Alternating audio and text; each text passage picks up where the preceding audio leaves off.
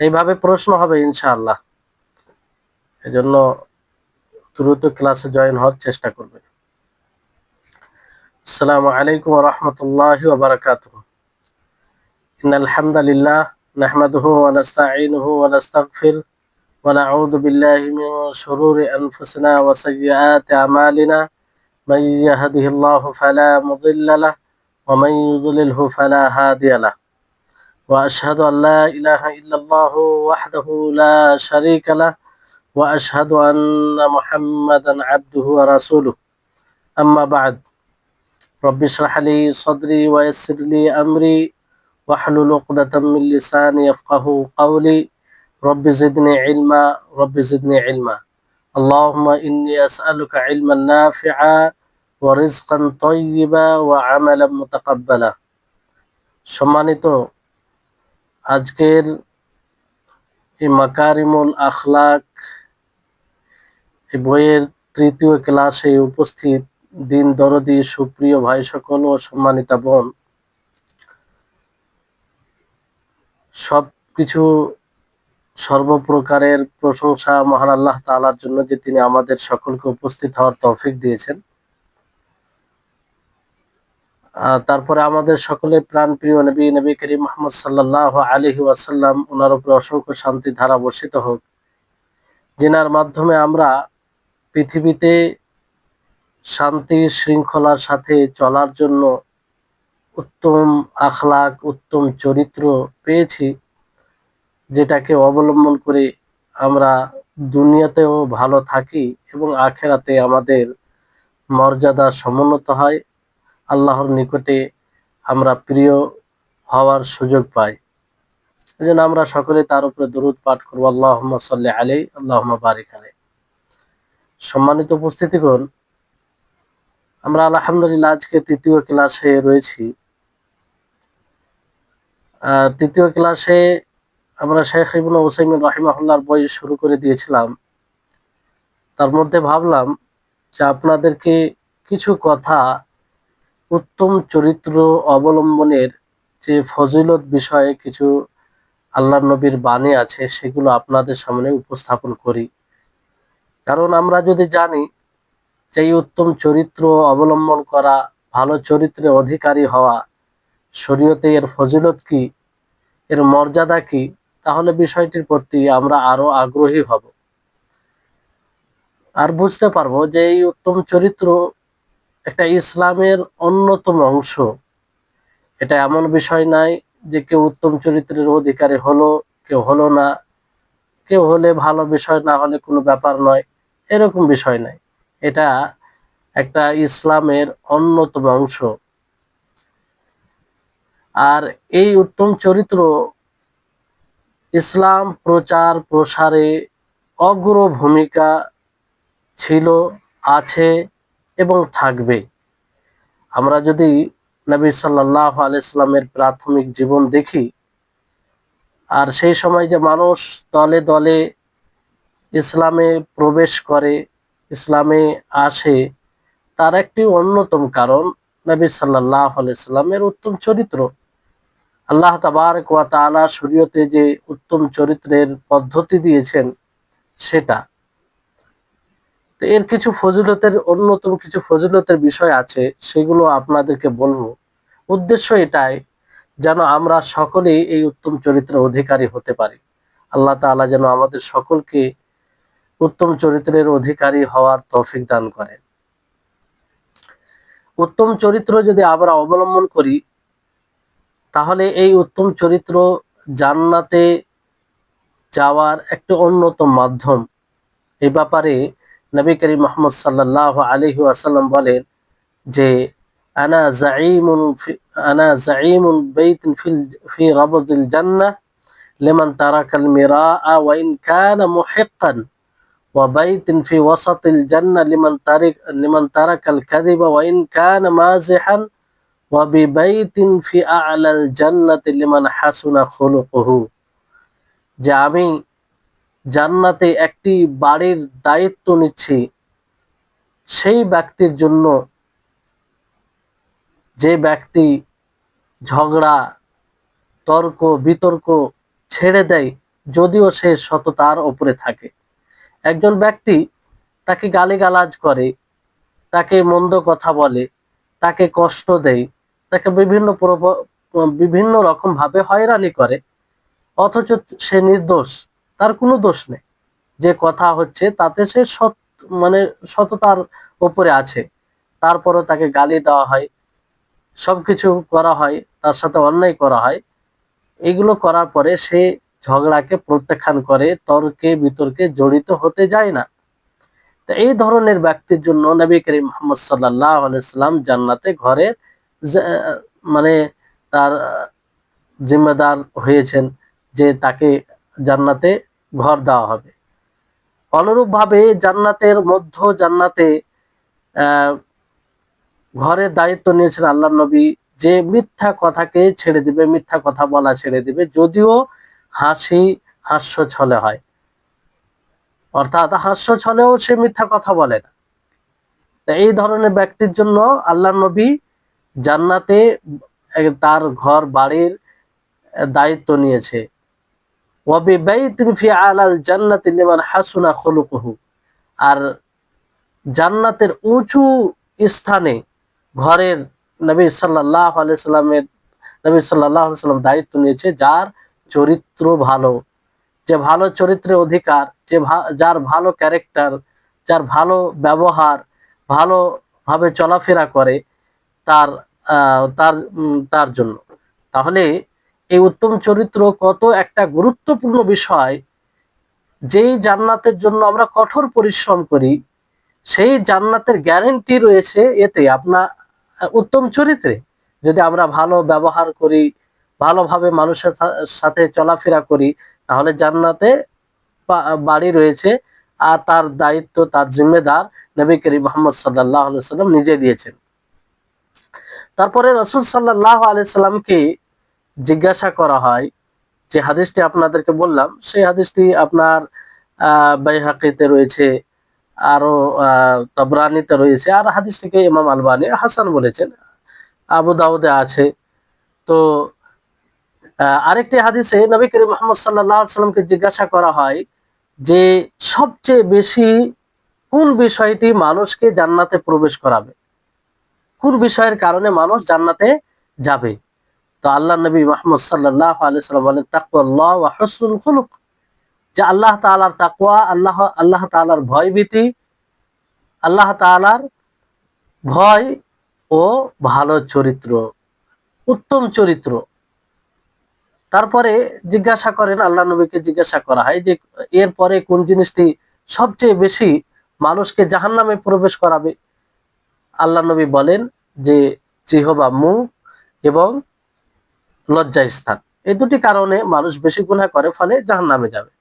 তাহলে এই উত্তম চরিত্রের একটি ফজিলত। দ্বিতীয় ফজিলত হচ্ছে, আমি আপনি যদি উত্তম চরিত্র অবলম্বন করি, উত্তম চরিত্রের অধিকারী হই, মানুষের সাথে ভালো ব্যবহার করি, তাহলে আল্লাহর প্রিয় বান্দা হতে পারবো, আল্লাহর ভালোবাসা পাবো। এটি একটা অন্যতম কারণ আল্লাহ তাআলার ভালোবাসা পাওয়ার। আর এই উত্তম চরিত্র কিভাবে হবে? যখন আপনি ধৈর্য অবলম্বন করবেন, মানুষের উপরে ইহসান করবেন, মানুষের সাথে ইনসাফ করবেন, ন্যায় পরায়ণতার সাথে চলবেন আপনি। আল্লাহ তাআলা যেমন কোন আয়াতে বলেন যে ওয়া আহসিনু ইন্নাল্লাহা ইউহিব্বুল মুহসিনিন, যে তোমরা ইহসান করো, মানুষের সাথে ভালাই করো। তো আল্লাহ তাআলা মুহসিনিনদেরকে পছন্দ করেন, ভালোবাসেন। অনুরূপভাবে আল্লাহ তাআলা বলেন আল্লাহু ইউহিব্বুস সাবিরিন, আল্লাহ ধৈর্যশীলদেরকে ভালোবাসেন। অনুরূপভাবে আল্লাহ তাআলা বলেন ইউহিব্বুল মুকসিতিন, সূরা মাইদার 42 নম্বর আয়াত, যে আল্লাহ তাআলা ন্যায় পরায়ণকারীদেরকে ভালোবাসেন, ইনসাফকারীদেরকে ভালোবাসেন। তারপরে নবী করিম মুহাম্মদ সাল্লাল্লাহু আলাইহি সাল্লামকে জিজ্ঞাসা করা হলে তিনি বলেন, তাকে জিজ্ঞাসা করা হয় যে ফামান আহাব্বু ইবাদাল্লাহি ইলাল্লাহি ক্বালা আহসানুহুম খুলুকান, যে আল্লাহর বান্দার মধ্যে সবচেয়ে প্রিয় বান্দাকে, সবচেয়ে উত্তম বান্দাকে। তো নবী করিম মুহাম্মদ সাল্লাল্লাহু আলাইহি সাল্লাম বলেন যে তোমাদের মধ্যে সবচেয়ে উত্তম বান্দা, আল্লাহর প্রিয় বান্দা হচ্ছে যে যার চরিত্র ভালো হবে, যার ক্যারেক্টার ভালো হবে, যার ভালো ব্যবহার হবে। তারপরে আপনার এই উত্তম চরিত্র রাসূল সাল্লাল্লাহু আলাইহি সাল্লামের ভালোবাসা পাওয়ার একটি অন্যতম মাধ্যম। সম্মানিত উপস্থিতিগণ, আমরা অনেকেই দাবি করি যে রাসূলকে ভালোবাসি, আর এটা চাইও আমরা যে আমরা রাসূলকে ভালোবাসি এবং রাসূল আমাদেরকে ভালোবাসুক। অবশ্যই আমরা চাই, সকলেই চাই। যাকে জিজ্ঞাসা করবেন এই আশা আকাঙ্ক্ষা থাকা উচিত একজন মুমিনের মধ্যে। এখন তো নবী সাল্লাল্লাহু আলাইহি সাল্লাম জীবিত নেই, তো তার ভালোবাসা পাওয়ার মাধ্যম কি? তো সত্যি যদি আপনি নবীর ভালোবাসা পেতে চান, নবীকে ভালোবাসতে চান, তাহলে আপনি উত্তম চরিত্র অবলম্বন করুন। ভালো ব্যবহার, ভালো ক্যারেক্টার নিজের মধ্যে নিয়ে আসুন, নিজেকে তার অধিকারী করুন। নবী করিম মুহাম্মদ সাল্লাল্লাহু আলাইহি সাল্লাম বলেন, ইন্না মিন আহাব্বিকুম ইলাইয়া ওয়া আকরাবিকুম মিন্নি মাজলিসান ইয়াউমাল কিয়ামাতি ওয়া আহাসিনাকুম আখলাকান।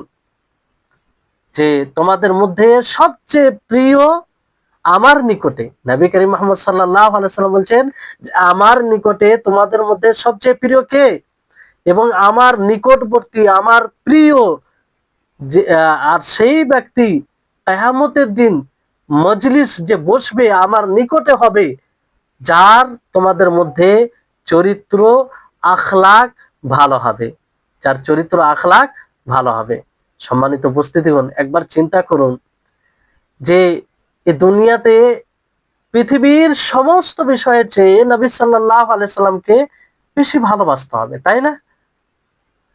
তো এই ভালোবাসা কিয়ামত দিবসে একবার চিন্তা করুন, যদি আপনি সত্যি আল্লাহর নবীকে ভালোবেসে থাকেন, তাহলে কিয়ামতের দিন আপনি তার নিকটে বসবেন, তার সবচেয়ে নিকটে বসবেন। আর এই সৌভাগ্য কখন আপনি লাভ করতে পারবেন? যখন আল্লাহর নবীর চরিত্র অবলম্বন করবেন। আল্লাহর নবী যে ব্যবহারের যে গুণগুলো ছিল, সেই গুণে গুণান্বিত হবেন, উত্তম চরিত্রের অধিকারী হবেন। তাহলে আমাদেরকে বাস্তবে সেই চরিত্র অবলম্বন করতে হবে, যদি সত্যি আমরা নবীর ভালোবাসা পেতে চাই এবং নবীর নিকটে বসতে চাই, নবীর সহচর্য লাভ করতে চাই। সম্মানিত উপস্থিতিগণ, অনুরূপ ভাবে এই উত্তম চরিত্রের ফজিলতের বিষয় হচ্ছে আরেকটি, আল্লাহু আকবার, যে এই উত্তম চরিত্র, আপনার উত্তম চরিত্র, আপনার উত্তম ব্যবহার, ভালোভাবে চলাফেরা, এটা কি হবে? আপনার মিজানের সবচেয়ে বেশি ভারী বিষয় হবে। উত্তম চরিত্রের তুলনায় কোনো জিনিস ভারী হবে না। ফামান ইয়ামাল মিসকালা যাররাতিন খায়রান ইয়ারা ওয়া মান ইয়ামাল মিসকালা যাররাতিন শাররান ইয়ারা। আপনি দুনিয়াতে যা কিছু করবেন তাই সেটা দেখবেন, আপনি ভালো করে থাকলে ভালো দেখবেন, মন্দ করে থাকলে মন্দ দেখবেন। তো আপনি যদি উত্তম চরিত্র অবলম্বন করে থাকেন, তাহলে এই উত্তম চরিত্র আপনার মিজানে ভারী হয়ে দাঁড়াবে। তাহলে কত এটা গুরুত্বপূর্ণ বিষয়, উত্তম চরিত্র অবলম্বন করা। তারপরে আরেকটি এই ফজিলতে, মানে উত্তম চরিত্রের ফজিলতের দিক রয়েছে, যে আমি আপনি যদি উত্তম চরিত্রের অধিকারী হতে পারি, তাহলে জান্নাতে, এবং আমরা কম আমল করেও অধিক ইবাদতকারীদের মর্যাদায় পৌঁছে যাব। কি চমৎকার হাদিস! শুনুন, নবী সাল্লাল্লাহু আলাইহি সাল্লাম বলেন, ইন্নাল মুমিনা ইউদরিকু বিহুসনি খুলুকিহি দারাজাতি কাইমিল লাইলি সাইমিন নাহারি। এটি হাদিস আবু দাউদ, বিশুদ্ধ হাদিস। আলবানী রাহিমাহুল্লাহ তিনি হাদিসটিকে বিশুদ্ধ বলেছেন, যে মুমিন উত্তম চরিত্রের কারণে, যে ব্যক্তি রাত্রে কিয়াম করে, তাহাজ্জুদ আদায় করে এবং দিনে সিয়াম সাধনা করে, তার দরজায় সমুন্নত হয়। একবার চিন্তা করুন, শীতকালে, সেই ঠান্ডার শীতের সময় আপনার তাহাজ্জুদ পড়ার জন্য কত কষ্ট করতে হয়। অনেক সময় ইচ্ছা করেও সক্ষম হন না, অলসতার কারণে, সেই শীতের কারণে। আর আপনি যদি উত্তম চরিত্রের অধিকারী হন, তো যে ব্যক্তি রাত্রে তাহাজ্জুদ সালাত আদায় করে আর দিনে সিয়াম সাধনা করে, তার সমুন্নত আপনি হবেন, তার মর্যাদায় আপনি পৌঁছে যাবেন এই উত্তম চরিত্রের কারণে। তা এই অর্থে আরো হাদিস রয়েছে। তারপরে শেষে যে পয়েন্টটি বলবো, যে উত্তম চরিত্রের ফজিলতের বিষয়, যে নবী করিম মুহাম্মদ সাল্লাল্লাহু আলাইহি সাল্লাম বলেন যে যার মধ্যে উত্তম চরিত্র থাকবে, সে কামিল মুমিন হবে, পরিপূর্ণ মুমিন হবে। আল্লাহ নবী মুহাম্মদ সাল্লাল্লাহু আলাইহি সাল্লাম বলেন যে আকমালুল মুমিনিনা ঈমানান আহসানুহুম খুলুকান ওয়া খিয়ারুকুম খিয়ারুকুম লিনিসাইহিম, যে মুমিনদের মধ্যে সবচেয়ে পরিপূর্ণ মুমিন, কামিল মুমিন, যে তোমাদের মধ্যে কামিল কিসে? ব্যবহারে, আখলাকে, চরিত্রে, ক্যারেক্টারে। তাহলে উত্তম চরিত্র আপনাকে কামিল মুমিন করে দেয়, পরিপূর্ণ মুমিন করে দেয়। সম্মানিত উপস্থিতিগণ, এই হচ্ছে ব্যবহার। এই হাদিসটি ইমাম শেখ ইবনে উসাইমিন রাহিমাহুল্লাহ তিনিও বইয়ে নিয়ে এসেছেন, আসবে হাদিসটি। তাহলে এই হচ্ছে উত্তম চরিত্র। উত্তম চরিত্র এমন একটি ইসলামের বৈশিষ্ট্য, ইসলামের সৌন্দর্য, যে বৈশিষ্ট্য যার মধ্যে আসবে সে সকলের নিকটে প্রিয় হয়ে যায়, সকলের নিকটে। কাফের বলেন, মুসলিম বলেন, শত্রু বলেন, যাই বলেন না কেন, সকলের নিকটে উত্তম চরিত্র অবলম্বনকারী প্রিয় হয়, যদিও বাহ্যিক ভাবে তার সাথে শত্রুতা করে। নবী করিম মুহাম্মদ সাল্লাল্লাহু আলাইহি সাল্লামের নবী করিম মুহাম্মদ সাল্লাল্লাহু আলাইহি সাল্লামকে হৃদয় থেকে সকলেই জানতো যে আল্লাহ নবী যাই বলেন না কেন তিনি উত্তম চরিত্র অধিকারী। তিনি কারো ক্ষতি করেন না, তিনি মিথ্যা কথা বলেন না, তিনি কাউকে ধোঁকা দেন না, তিনি কারো প্রতি অন্যায় করেন না। এই সাক্ষ্য প্রদান তারাই করত। এই উত্তম চরিত্রের এতটা শক্তিশালী প্রভাব রয়েছে, আপনি এই কথা থেকে বুঝতে পারেন যে নবী করিম মুহাম্মদ সাল্লাল্লাহু আলাইহি সাল্লামের যখন আগমন ঘটে, সেই সময় সব রকম অন্যায়, অবিচার, মানুষের উপরে সর্বপ্রকারের জুলুম হতো। মানবতা, এক অপরের প্রতি যে সহনশীলতা, এগুলো কিছুই ছিল না। কিন্তু রাসূল সাল্লাল্লাহু আলাইহি সাল্লাম তিনি তার উত্তম চরিত্রে এতটা সমাজকে প্রভাবিত করলেন, ফলে আস্তে আস্তে মানুষ সব মানব বিরোধী যতগুলো কাজ সবকিছু ত্যাগ করে এই ইসলামের ছায়াতলে চলে আসে, রাসূল সাল্লাল্লাহু আলাইহি সাল্লামের আদর্শকে গ্রহণ করে। এই উত্তম চরিত্রের পাওয়ার ছিল, এই উত্তম চরিত্রের শক্তি ছিল। এই উত্তম চরিত্র সবকিছুকে দমন করে দিতে পারে, আপনার শত্রুকে বন্ধু বানাতে পারে, আপনার ঘৃণিত ব্যক্তিকে প্রিয় বানাতে পারে। আপনি যাকে চাইছেন না, আপনি যার কাছে ঘৃণিত, তার কাছে আপনি প্রিয় হতে পারেন এই উত্তম চরিত্রের কারণে। কিন্তু বিষয়টি মনে রাখতে হবে যে আসলে উত্তম চরিত্র কি, যেটা আমরা ইনশাআল্লাহ বইয়ে পড়বো, বিস্তারিত ভাবে জানবো। কিন্তু আপনাদেরকে ইঙ্গিত করি যে আসল চরিত্র কি। বর্তমান সময়ে চরিত্র বিশেষ কিছু জিনিসের সাথে খাস হয়ে গেছে। আমরা তাকে উত্তম চরিত্রের অধিকারী বলে জানি যে আমার সাথে ভালো ব্যবহার করে, যে নিজের খাস বিশেষ মানুষের সাথে ব্যবহার করে, তাকে উত্তম চরিত্র মনে করি। জি না, উত্তম চরিত্র কোনো পার্থক্য করে না। না নিজের সমাজ আর অন্যদের মধ্যে পার্থক্য করে, না নিজের আত্মীয় এবং অন্যদের মধ্যে পার্থক্য করে, না নিজের এলাকা আর অন্যদের মধ্যে পার্থক্য করে, না নিজের ধর্ম অন্যদের ধর্ম থেকে পার্থক্য করে। উত্তম চরিত্র সকলের সাথে হয়, সকলের সাথে হয়। নবী করিম মুহাম্মদ সাল্লাল্লাহু আলাইহি সাল্লামের চরিত্রকে দেখুন, তার ব্যবহারকে দেখুন। আল্লাহ নবী কাফেরদের সাথে কুব্যবহার করতেন, তাদের সাথে উত্তম চরিত্র অবলম্বন করতেন, যে চরিত্রের কারণে কাফের শত্রুরা মুগ্ধ হয়ে যেতেন, ফলে ইসলামকে বুঝতে বাধ্য হতেন। এরকম অনেক ঘটনা পাবেন যে কোনো মুসলিম মুসলিম হয়, তাকে জিজ্ঞাসা করা হয় যে ভাই আপনি কেন মুসলিম হয়েছেন, কিসে আপনাকে উদ্বুদ্ধ করেছে, কি কারণে আপনি এই ইসলামের ছায়াতলে এসেছেন। অনেকের মুখে এরকম শোনা গেছে যে আমি মূলত ইসলামকে ঘৃণা করতাম। তো একজন ব্যক্তিকে দেখলাম যে সে গাড়ি চালাচ্ছে, গাড়ি চালাতে চালাতে রাস্তার সামনে সে কিছু পাথর কিংবা কষ্টদায়ক জিনিস দেখে গাড়ি থামিয়ে সেটাকে দূরে সরিয়ে দেয়। তাকে জিজ্ঞাসা করা হয় যে ভাই আপনি এটা কেন করলেন? রাস্তার যারা কর্মচারী তারা এটা করবে, তারা দেখে নেবে। আপনি গাড়িকে থামিয়ে এত কষ্ট করে এই কষ্টদায়ক পাথরকে সরানোর কি প্রয়োজন ছিল? তার উত্তর, সেই মুসলিমের উত্তর যে না, আল্লাহ নবী বলেছেন যে যে ব্যক্তি এই কষ্টদায়ক বিষয়কে, কষ্টদায়ক জিনিসকে রাস্তা থেকে দূরে সরাবে, সে তার এটা ইমানের একটি অঙ্গ, ইমানের একটি অঙ্গ। তাহলে এখানে কোনো, আল্লাহ নবী এটা বলেননি যে যাদের কাজ সেটা করবে। রাস্তা থেকে কষ্টদায়ক জিনিস দূরে সরিয়ে দেওয়া, এটা এটা উত্তম চরিত্রের একটা দিক। এই জন্য আমি সেই জিনিসটা দূর করে দিলাম।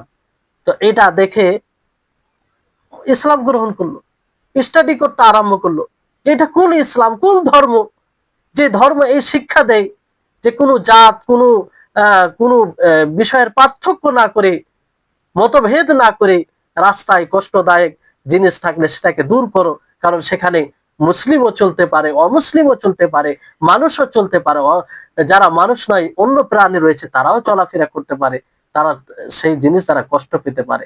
সম্মানিত উপস্থিতি, তাই এই উত্তম চরিত্রের অনেক পাওয়ার রয়েছে, অনেক শক্তি রয়েছে, এর অনেক প্রভাব রয়েছে। এই জন্য আমরা সকলেই উত্তম চরিত্রের অধিকারী হওয়ার চেষ্টা করব। এটা এটা গুরুত্বপূর্ণ বিষয়। আর আমাদের উত্তম চরিত্র কোনো ব্যক্তির সাথে খাস হবে না, কোনো জামাতের, কোন সংগঠনের সাথে খাস হবে না যে আমি এই সংগঠনে আছি, এই সংগঠনের লোক তাদের সাথে এক ব্যবহার, অন্য ব্যক্তিদের সাথে এক ব্যবহার।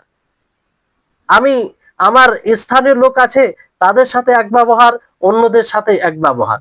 জি না, যার সাথে যেরকম ব্যবহার ইসলাম করতে, ইসলাম দিক নির্দেশনা দিয়েছেন, নবী করিম মুহাম্মদ সাল্লাল্লাহু আলাইহি সাল্লাম দিক নির্দেশনা দিয়েছেন, তার সাথে সেই রকম ব্যবহার করা, এটাই হচ্ছে উত্তম চরিত্র। এটা কারো সাথে বিশেষ হয় না। আর আপনার এই উত্তম চরিত্র সব জায়গায় বাস্তবায়ন হবে, সব জায়গায়। তো এই হচ্ছে বিষয়। এই কটি কথা আপনাদের সম্মুখে ব্যক্ত করা একটু প্রয়োজন ভাবলাম, এই জন্য বললাম। এবার আসুন আমরা মূল বইয়ের দিকে আসি। তো আমরা কয়েকটি বিষয় জেনেছিলাম গতকালকের ক্লাসে, যে মানুষের রূপ দুটি হয়, একটি হচ্ছে বাহ্যিক, একটি আভ্যন্তরীণ। তো রূপ যেমন আমরা বাহ্যিক ভাবে দেখে থাকি, যেটা আমরা প্রকাশ্যে সচক্ষে দেখি, কেউ এর মধ্যে ফের কেউ ভালো হয়, মন্দ হয়। আর আরেকটি রূপ, আরেকটি প্রতিকৃতি, সেটা হচ্ছে আভ্যন্তরীণ, যাকে আমরা চরিত্র দিয়ে ব্যক্ত করে থাকি। ক্যারেক্টার, ব্যবহার, নৈতিক, আদর্শবান, এগুলো দিয়ে আমরা ব্যক্ত করে থাকি। তারপর আরেকটি বিষয় আমরা জেনেছিলাম যে এই আখলাক, ব্যবহার, চরিত্রের মধ্যে অনেক চরিত্রবান রয়েছে যারা জন্মগত, আবার অনেকেই অনুশীলন করে, পরিশ্রম করে চরিত্রবান হয়। জন্মগত, আপনারা সমাজে যদি তাকান দেখবেন যে একটা মানুষ জন্মগতভাবে প্রাণীদেরকে ভালোবাসে, কারো কষ্ট দেখে সহ্য করতে পারে না, মানে তার দয়া চলে আসে, কৃপা চলে আসে, নিজেকে ধরে রাখতে পারে না। সেখানে কারো উপরে জুলুম হলে সেখানে সে দাঁড়ায়, তার পাশে দাঁড়ায়, এটা জন্মগত। তো এটা একটা বিষয়। আর এর আপনাদেরকে দলিলও দিয়েছিলাম হাদিস থেকে, যে জন্মগত আখলাক, চরিত্র এটা হয়, এটা হাদিস থেকে প্রমাণিত। যে একজন আশাদ আব্দুল কায়েসকে নবী সাল্লাল্লাহু আলাইহি সাল্লাম বলেন যে তোমার মধ্যে দুটি বৈশিষ্ট্য আছে, যে দুটিকে আল্লাহ তাআলা পছন্দ করে, একটা ধৈর্য, সহিষ্ণুতা। তো এই হচ্ছে এটা হচ্ছে জন্মগত। তো এটাও স্পষ্ট করা হয়েছিল যে জন্মগত যেটা আখলাক, ব্যবহার, এটা উত্তম, অর্জিত, পরিশ্রম করে যে আখলাক, উত্তম ব্যবহারের অধিকারী হওয়া যায়, তার চেয়ে এটা বেশি উত্তম। এখানে একটি বিষয় থেকে গিয়েছে, সে বিষয়টি হচ্ছে যে একজন ব্যক্তি, তাকে উত্তম চরিত্রের উপরে সৃষ্টি করা হয়েছে, অর্থাৎ সে জন্মগত উত্তম চরিত্রের অধিকারী। আর একজন ব্যক্তি নিজের নফসের সাথে মুজাহাদা করে, নিজের আত্মার সাথে পরিশ্রম করে অনুশীলন করে অনেক কষ্টের সম্মুখীন হয়ে সে ভালো চরিত্রের অধিকারী হয়। তো এই দুই ব্যক্তির মধ্যে কোন ব্যক্তি উত্তম, কোন ব্যক্তি মর্যাদার দিক দিয়ে বেশি মর্যাদাপূর্ণ, এবং কোন ব্যক্তি বেশি সওয়াবের অধিকারী, নেকির অধিকারী, এই দুই ব্যক্তির মধ্যে কোন ব্যক্তি? অনেকেই দেখবেন আপনি আহ অনুশীলন করে ভালো ব্যবহার চরিত্র অবলম্বন করতে হয়। তার উদাহরণ আপনাদেরকে দিই, যে কাউকে দেখবেন যে ভাষার দিকে প্রখর, মানে মুখে সে কিছু ধরে রাখতে পারে না, যা ব্রেন আসে ব্যক্ত করে দেয়, যা ব্রেন আসে ব্যক্ত করে দেয়। তো এই ব্যক্তিকে মানুষকে ভালো কথা বলার জন্য, মানুষকে কথা দ্বারা মুগ্ধ করার জন্য তাকে অনুশীলন করতে হবে। সহজে তার মধ্যে এই বৈশিষ্ট্যটা আসবে না, বুঝতে পারলেন? তো এর জন্য কষ্টকর বিষয়। অনেকেই দেখবেন যে ভিতরে কথা রাখতে পারে না, যেমন আমরা সমাজে বলে থাকি যে পেটে কথা রাখতে পারে না, যা শুনে তা বলে দেয়। মহিলাদের মধ্যে, তাদের মধ্যে অনেকেই রয়েছে, বেশিরভাগ, যাক তাদের এটা মানে বলছি না, সমাজে বেশি দেখা যায়, এই জন্য হয়তো বলা হচ্ছে। পুরুষরাও মানে এই বদগুণে গুণান্বিত আর কি। আল্লাহ আমাদের সকলকে হেফাজত করুন। যে কোনো কথা শুনলে সেটা আর ধরে রাখতে পারে না, অন্য কাউকে বলে দেওয়া। তো এটা এটা একটা বদগুণ, এটা ভালো নৈতিকতার বিরোধী একটা বৈশিষ্ট্য, ভালো ক্যারেক্টার, ভালো চরিত্রের বিরোধী বিষয়। তো এই ধরনের ব্যক্তি যে আসলে এটা রাখতে পারে না, কোনো কথা শুনে যদি নেই, আপনি যদি ওই রকম ব্যক্তিকে বলে দেন যে ভাই আপনাকে একটা কথা বললাম, অন্য কাউকে বলবেন না, তো ও তার মধ্যে একটা কাজ করে যে কখন আমি অন্য কাউকে বলবো, কখন অন্য কাউকে বলবো, কোনো বাহানাতে, কোনো কৌশল অবলম্বন করে সে অন্য কাউকে বলে দেয়। আবার ফের এখানে পদ্ধতি অবলম্বন করা হয় যে ভাই আপনাকে বলছি, আপনি অন্য কাউকে বলিয়েন না। এইভাবে করতে করতে আসল যে ব্যক্তি বলেছিল তার উদ্দেশ্য শেষ। সে চেয়েছিল যে কেউ যেন না জানতে পারে, কিন্তু এটা হয় না। তো এইরকম গুণে, এইরকম যারা বদ অভ্যাসে অভ্যস্ত, তাদেরকে এই গুণটা দূর করতে সময় লাগবে, পরিশ্রম লাগবে। এর জন্য যথাযথ তাকে অনুশীলন করতে হবে, নিজের নফসের সাথে মুজাহাদা করতে হবে। তার নফস, তার আত্মা চাইবে যে আমি এগুলো না করি, কিন্তু সহজ নয়। তো এইরকম ব্যক্তি যদি পরিশ্রম করে ভালো গুণে গুণান্বিত হয়। আর এক ব্যক্তি জন্মগত, সে বাল্যকাল থেকেই জন্মগত এটা বিষয় রয়েছে যে অন্যের কথা, মানে কারো কথাকে অন্যর কাছে বলে না, পছন্দ করে না। এটা এরকম অনেক ব্যক্তি আছে দেখবেন, অনেক ব্যক্তি আছে দেখবেন পরোপকারী। আল্লাহ আকবার, আপনি আশ্চর্য হবেন, আমরাও দেখেছি অনেক সময় ছাত্র মানে সাথীদের মধ্যে কিছু সাথী দেখেছি, আল্লাহ আকবার, এত পরোপকারী যে ভাবতাম যে এতটা মানুষের উপকারে কিভাবে নিজেকে ব্যস্ত রাখে। তো এটা ছিল জন্মগত, মানে কঠিন মনে হতো যে নিজে অসুবিধা বিপদে থাকার পরও মানুষের উপকার, মানুষের উপকার। যে কোনো মানুষ ডাক দিত, সেই মানুষের তার ডাকে চলে যেত, কোনো কষ্ট না, তাকে এই কাজগুলো করেই তাকে ভালো লাগতো, অথচ সে নিজে বিপদে রয়েছে। তো এটা জন্মগত। তো এই দুই ধরনের ব্যক্তির মধ্যে কোন ব্যক্তি বেশি উত্তম, কোন ব্যক্তি বেশি উত্তম? তো এর উত্তরে ইবনে উসাইমিন রাহিমাহুল্লাহ, আল্লাহ তাকে জান্নাতবাসী করুন, তিনি বলেন যে নিঃসন্দেহে যারা উত্তম চরিত্রে, যাদেরকে উত্তম চরিত্রে সৃষ্টি করা হয়েছে, অর্থাৎ জন্মগত যারা উত্তম চরিত্রের অধিকারী, তার চরিত্র পরিপূর্ণ, নিখুঁত। সেই ব্যক্তির তুলনায় যে অনুশীলন করে, পরিশ্রম করে, অনেক কষ্টের সম্মুখীন হয়ে কি করে উত্তম চরিত্রের অধিকারী হয়। কেন? যে জন্মগত ভালো চরিত্র অধিকারী হয়, তার জন্য বিশেষ কোনো পরিশ্রমের প্রয়োজন পড়ে না, বিশেষভাবে তার প্রতি মনোযোগী হওয়ার প্রয়োজন পড়ে না। আর সে সব সময় সেই গুণে গুণান্বিত থাকে।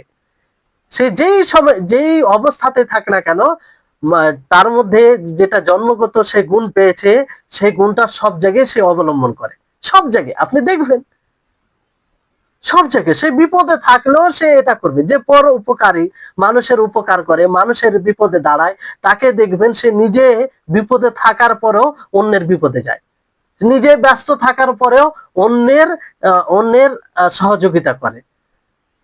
তো এটা হচ্ছে বিষয়, কারণ এটা তার মিজাজে পরিণত হয়ে যায়। কিসে পরিণত হয়? তার মিজাজে পরিণত হয়ে যায়, তার স্বভাবে পরিণত হয়ে যায়।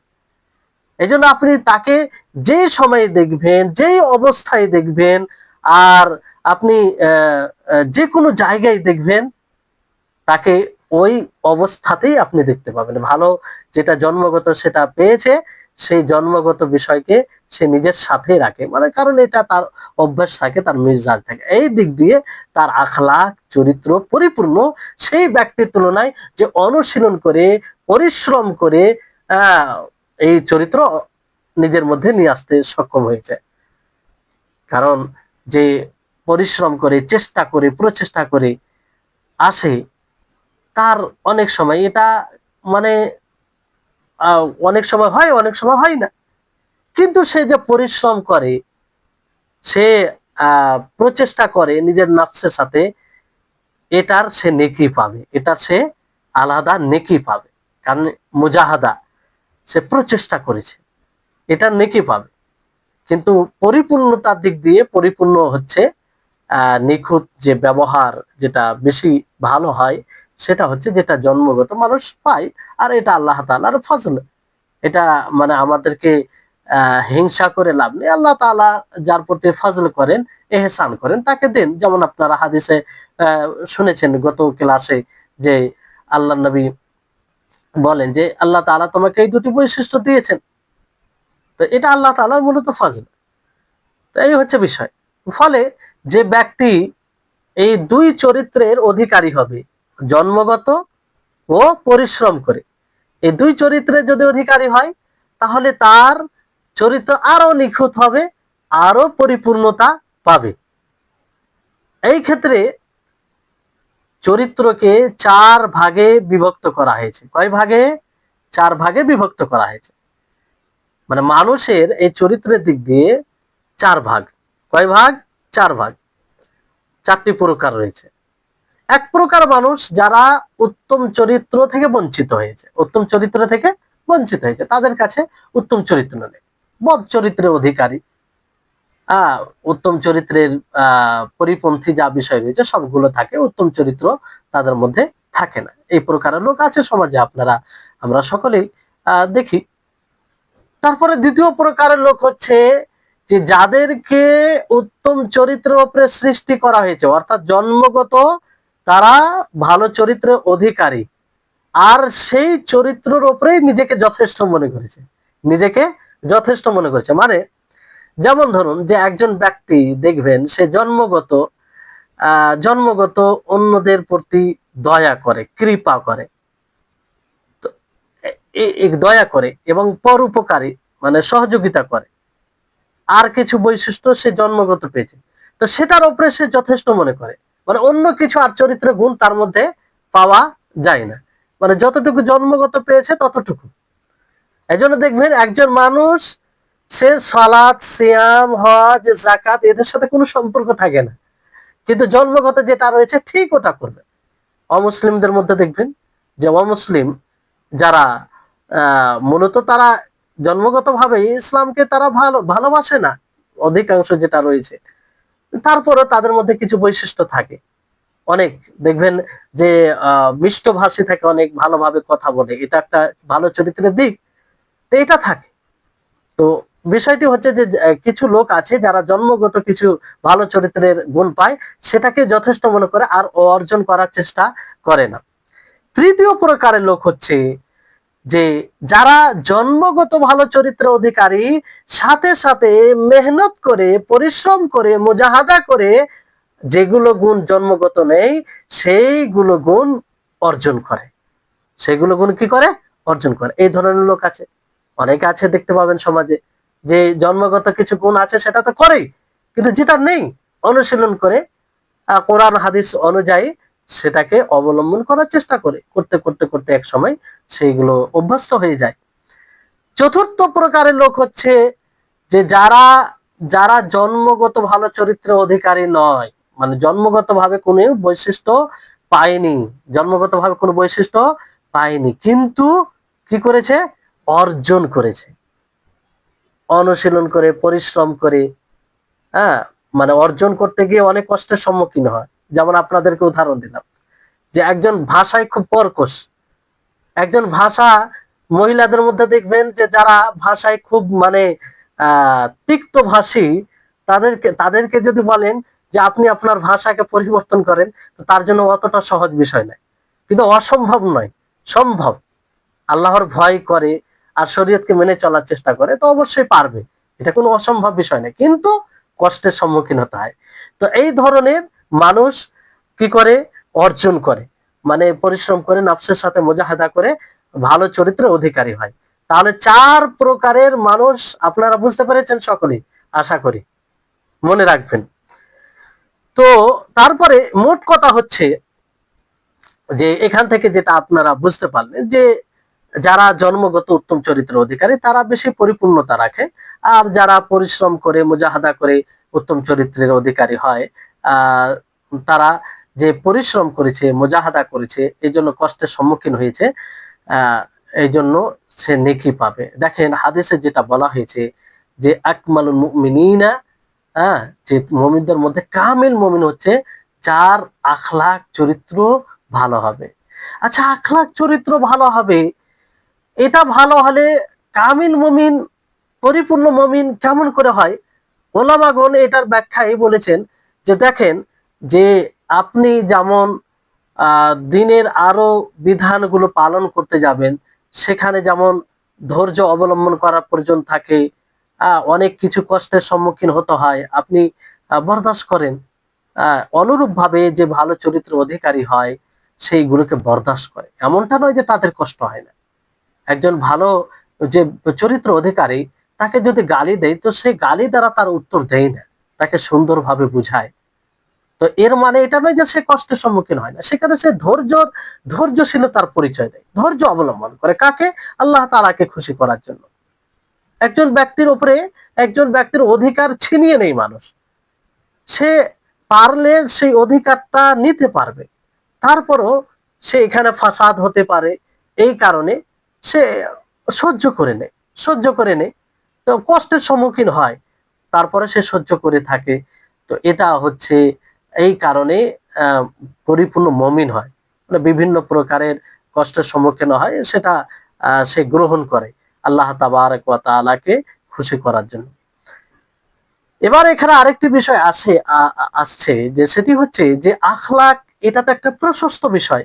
আখলাক, ক্যারেক্টার, ব্যবহার, এটা কোনো বিষয়ের সাথে সীমিত নয়, যেটা আপনাদেরকে পূর্বে ইঙ্গিত করলাম, কোনো বিষয়ের সাথে সীমিত নয়। সবকিছু সবকিছুর সাথে ভালো চরিত্রের প্রভাব আছে, ভালো চরিত্রের লক্ষণ আছে সবকিছুর সাথে। এই যে আপনারা ক্লাস শুনছেন, এই ক্লাসে জয়েন হয়েছেন, এ তো ভালো চরিত্রের লক্ষণ থাকবে যদি আপনারা পরিপূর্ণ ভালো চরিত্র অধিকারী হন। সেটা কি? যে ভালোভাবে এই শুনবেন এটাকে, আর এটাকে শুনবেন এই উদ্দেশ্যে যাতে এরপর এটা আমি বাস্তবায়ন করতে পারি আর আল্লাহ তাআলা যেন সন্তুষ্ট হন। তো এটা এর প্রতি ভালো চরিত্রের লক্ষণ, আপনারা পরবর্তী সময় বুঝতে পারবেন ইনশাআল্লাহ। তো আখলাক ব্যবহারে কি এমন কিছু বিষয় আছে যে বিষয়গুলো কোরআন হাদিসে নেই? আর যদি কোরআন হাদিসে না থাকে তাহলে সেটা কোথা থেকে অর্জন করব? অর্জন করার পদ্ধতি কি? কোথা থেকে আমরা জানতে পারবো? না, শরীয়তে ইসলামিয়াতে কোরআন ও হাদিসে আখলাকের সবকিছু বিবরণ দেওয়া হয়েছে, পরিপূর্ণ বিবরণ দেওয়া হয়েছে। তো এর উত্তর হচ্ছে ইবনে উসাইমিন রাহিমাহুল্লাহ, তিনি বলছেন আল্লাহ নবীর এই হাদিস উল্লেখ করে যে আল্লাহ নবী বলেন ইন্নামা বুইসতু লিউতাম্মিমা মাকারিমাল আখলাক, যে আমি প্রেরিত হয়েছি, আমাকে পাঠানো হয়েছে যাতে উত্তম চরিত্রকে পরিপূর্ণ করি, ভালো চরিত্রকে ভালো ব্যবহারকে আমি পরিপূর্ণ করতে পারি। তার মানে কি, এখান থেকে এটা স্পষ্ট হচ্ছে যে আমাদের এই শরীয়ত আখলাকে পরিপূর্ণ, এখানে কোনো প্রকারের মানে ত্রুটি নেই।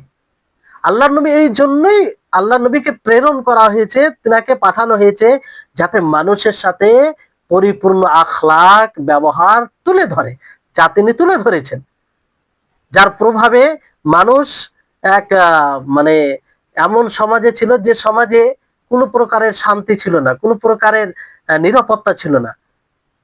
কিন্তু নবী সাল্লাল্লাহু আলাইহি সাল্লামের ব্যবহার, তার সুন্দর আদর্শকে অবলম্বন করার কারণে সেই শান্তি নিরাপত্তা ফিরে এসেছে। অনেকে যারা সরাসরি এটাকে অবলম্বন করেছে তারা এই নিরাপত্তা অনুভব করছে, কিন্তু যারা করেনি তারাও এর প্রভাবে প্রভাবিত। আপনারা দেখবেন যে অমুসলিম, বিশেষ করে হিন্দু, তাদের মধ্যে এত উঁচ নিচ রয়েছে যে আপনি কল্পনা করতে পারবেন না। তাদের মধ্যে যারা নিচু জাতি রয়েছে তাদেরকে তারা দেখতে পারে না, তাদেরকে তারা তাদের ইবাদতের স্থানে প্রবেশ করতে দেয় না, তাদের জিনিসকে স্পর্শ করতে দেয় না। স্পর্শ যদি করে নেই, মেরে মেরে পিটিয়ে তাকে হত্যা করে দেওয়া হয়। এই বিষয়টা একসময় খুব ছিল, যে জায়গায় ইসলাম ছিল না। ভারতে একসময় খুব ছিল, উঁচ নিচ জাতের বিভাজন এতটা বেশি ছিল যে আপনি কল্পনা করতে পারবেন না। এখন সেরকমটা নেই। এটা কিসের প্রভাব? এই ইসলামের প্রভাব। তাই ইসলামের তাদেরকে শুকরিয়া আদায় করা উচিত যে ইসলামের কারণে তাদের মধ্যে যারা নিচু জাত রয়েছে শান্তিতে আছে। যেখানেই এই ইসলাম থাকবে না সেখানে তাদের আবার ওই পূর্বের যেটা রীতিনীতি সেটা চালু হয়ে যাবে, আর তারা প্রচেষ্টা করছে। এই হচ্ছে উত্তম চরিত্রের প্রভাব। তাহলে এই শরীয়ত এটা যথেষ্ট। এই জন্য শুধু ইসলাম বলে নয়, পূর্বের যতগুলো ধর্ম কিংবা ইসলাম রয়েছে, শরীয়ত বিধান, শরীয়ত বলতে বিধান, মানে প্রত্যেকটা নবীর আলাদা আলাদা বিধান, প্রত্যেকটা নবীর আলাদা আলাদা বিধান। তো পূর্বে যতগুলো শরীয়ত এসেছে সমস্ত শরীয়তে এই নৈতিক এবং ভালো চরিত্রে, ভালো ব্যবহারের কথা বলা হয়েছে। উত্তম চরিত্রের প্রতি সেগুলো শরীয়তে বিধানে উদ্বুদ্ধ করা হয়েছে। কি করা হয়েছে? উদ্বুদ্ধ করা হয়েছে। কিন্তু আমাদের এই শরীয়ত যেটা নবী সাল্লাল্লাহু আলাইহি ওয়াসাল্লামকে দেওয়া হয়েছে আর যেটা পূর্বের শরীয়ত, অনেক পার্থক্য রয়েছে। আমাদের এই শরীয়তে রাসূল সাল্লাল্লাহু আলাইহি ওয়াসাল্লামকে যে শরীয়ত দেওয়া হয়েছে সেই শরীয়ত হচ্ছে পরিপূর্ণ, কামিল। ইসলামের প্রত্যেকটি বিধান কামিল, কারণ আল্লাহ তাআলা ঘোষণা করেছেন আলিয়ামা আকমালতু লাকুম দীনাকুম ওয়া আতমামতু আলাইকুম নি'মাতি ওয়া রাদিতু লাকুমুল ইসলাম দীনা। ইসলাম কামিল, পরিপূর্ণ। এই উত্তম চরিত্র ইসলামের একটি অংশ, ইসলামের একটি সৌন্দর্য, ইসলামের একটি মাহাসিনের মধ্যে একটি সৌন্দর্য। তো এটাও পরিপূর্ণ। আর এর উদাহরণ আপনাদেরকে দিয়ে বোঝানোর চেষ্টা হবে।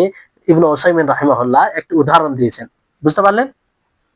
যেমন ধরেন যে কিসাস, কেউ কারো উপরে যদি অন্যায় করে, যেমন ধরেন কেউ কাউকে হত্যা করে দিল, তো ইসলামে একটা বিধান আছে যে কিসাসান, তাকেও হত্যা করা হবে ও কারণে যদি হত্যা করে, বুঝতে পারলেন? কিন্তু এই বিষয়, এই কিসাসের বিধান আপনার ইহুদিদের মধ্যেও ছিল আর নাসারাদের মধ্যেও ছিল। কিন্তু ইহুদিদের বিধানে কিসাসের বিধান কেমন ছিল, মানে বদলা নেওয়ার বিধান কেমন ছিল? এটা ছিল যে আবশ্যিক। কেউ কাউকে যদি হত্যা করে দেয় তাহলে তাকে হত্যা করা হবে আবশ্যিকভাবে। এখানে যাকে হত্যা করা হয়েছে তার উত্তরাধিকারীর কোনো এখতিয়ার থাকে না, তাদের এখতিয়ার থাকে না। আবশ্যিকভাবে হত্যাকারীকে হত্যা করতে হবে। এটা ইহুদিদের এতে মানে তাদের শরীয়তে এরকম বিধান ছিল। আর নাসারাদের বিধানে কি? নাসারাদের বিধানে এটা আছে যে কোনো ব্যক্তি যদি কাউকে হত্যা করে দেয়, কোনো ব্যক্তি কাউকে যদি হত্যা করে দেয় তাহলে তাকে মাফ করতে হবে। মাফ করা জরুরি, মাফ করতেই হবে, তাছাড়া কোনো উপায় নেই, বিকল্প কোনো রাস্তা নেই। এটা ছিল নাসারাদের মধ্যে এই বিধান। কিন্তু ইসলাম দেখেন, ইসলামের সৌন্দর্য দেখেন। এই জন্য আমরা সেই ইসলামকে নিয়ে গর্বিত, ইসলাম কি বলে যে না, এখানে যাকে হত্যা করা হবে সেই যাকে হত্যা করা হয়েছে তার উত্তরাধিকারী এখতিয়ার আছে। তারা ইচ্ছা করলে ক্ষমা করতে পারবে আর ইচ্ছা করলে তার বদলা কিসাসা তাকে হত্যা করতে পারে। আর এটা কে করবে? যে মুসলিম শাসক, যদি ইসলাম রাষ্ট্র থাকে তারা এটা বাস্তবায়ন করবে, ব্যক্তিগত ভাবে নয়। এই জন্য আপনাদেরকে স্পষ্ট করে দিচ্ছি, এটা ব্যক্তিগত নয়, এটা শাসকের কাজ। তো উত্তরাধিকারীর অধিকার আছে, এখানে তাদের এখতিয়ার আছে। যদি তারা চায় যে মাফ করে দেব, তো মাফ করে দিতে পারে। কিংবা তারা যদি চায় যে না আমরা দিয়েত নিব, দিয়েত বলতে রক্ত মূল্য নিব, আহ সেটা ইসলামে একটি বিধান, সেটা নিয়ে ছেড়ে দেবো, সেটাও করতে পারে, সেটাও করতে পারে। কিংবা চাই যে না রক্ত মূল্য নিব না, আমরা তাকে কি করব, হত্যা করব, তাকেও হত্যা করা হোক, সেটাও করতে পারে। তো এটা হচ্ছে পরিপূর্ণতা। কারণ এখানে আপনার দুটি দিক, এমনও হতে পারে যে তাকে মাফ করে তার প্রতি ইহসান হতে পারে, তার প্রতি ইহসান। সে যদি অমুসলিম হয় তাহলে ইসলাম কবুল করতে পারে। সে যদি আহ মানে কুচরিত্রের অধিকারী হয়, ভালো চরিত্রের অধিকারী হতে পারে। তাকে একটা সুযোগ দেওয়ার চান্স থাকছে, সুযোগ থাকছে, এটা থাকছে। তার প্রতি একটা এহসানের পথ খোলা থাকছে। আর এতেও সে নেকি প্রাপ্ত হবে, যে মাফ করবে, যে উত্তরাধিকারীরা, মাকতুল যাকে হত্যা করা হয়েছে, তারা নেকি প্রাপ্ত হবে তারা। আর তাকে যদি হত্যা করা হয়, দেখা যায় যে না সে এমন ব্যক্তি, সে সে মানে আরো তার জুলুম বেড়ে যাবে, তাহলে তাকে হত্যা করার সুযোগ থাকছে। তাহলে এই হত্যা করার মাধ্যমে তার যে মন্দ কাজ আছে সেটাকে দমন করা হচ্ছে, সেটাকে একদম শেষ করে দেওয়ার সুযোগ থাকছে। তাহলে দুটোর মধ্যেই যে মাফ করার সুযোগও থাকছে, আবার বদলা নেওয়ারও সুযোগ থাকছে। এটা হচ্ছে ইসলামের পরিপূর্ণতা, ইসলামের এটা ব্যবহার। ইসলামে যে আখলাক চরিত্রের দিক নির্দেশনা দিয়েছেন, তাতে পরিপূর্ণতা রয়েছে। সম্মানিত উপস্থিতিগণ, তো হ্যাঁ, ইনশাআল্লাহ আজকে এখান থেকে আমরা আজকের দার্স শেষ করছি। আগে ইনশাআল্লাহ এর পরবর্তীতে ইনশাআল্লাহ ক্লাস হবে। আপনারা সকলেই মনোযোগ দিয়ে শোনার চেষ্টা করবেন, আশা করি করছেন।